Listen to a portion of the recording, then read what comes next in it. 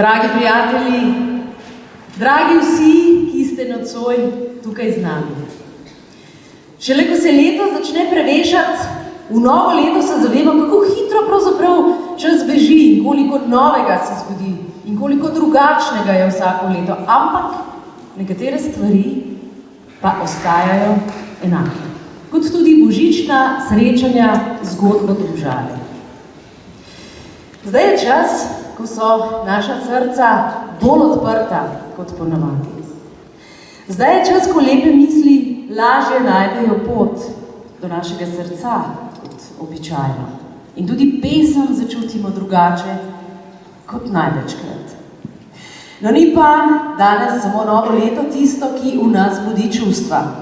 Praznuje tudi naša samostojnost in enotnost, za kateri smo se odločili, torej praznuje naša še vedno mlada država in zato je nocoj slavnostna govornica magistra Renata Kosec, podžupanja občine Domžale, ki jo vabi pred mikrofon.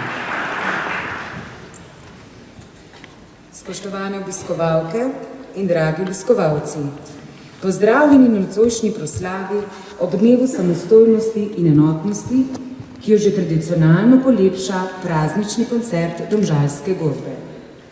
Na današnji dan Slovenija praznuje. To je dan, s katerim častimo spomine razglasitev rezultatov plebiscita.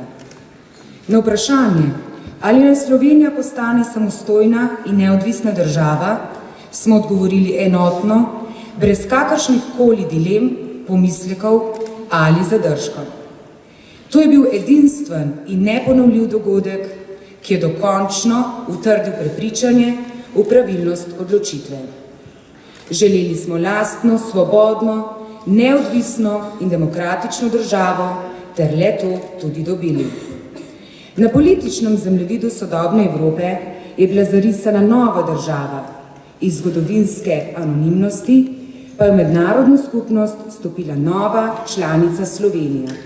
Domovina Slovenk in Slovencev, vseh, ki danes tukaj živimo. To je bila zmaga vseh državljank in državljanov, vseh prebivalcev te nove države. In kje je Slovenija danes? Smo državljani še enotni. Sploh cenimo samostojno domovino, ki smo se jo tako želeli in do katere nas je vodila tako težka in dolga pot.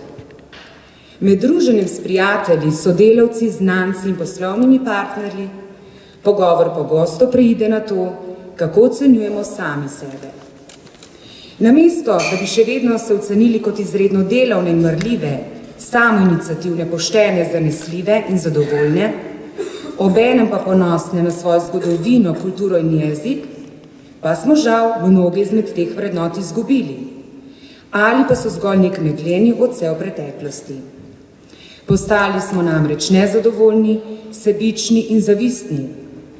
Poleg tega pa prepričani, da nismo dovolj močni, da premagamo ovire, ki so se v teh letih pojavile na naših poteh.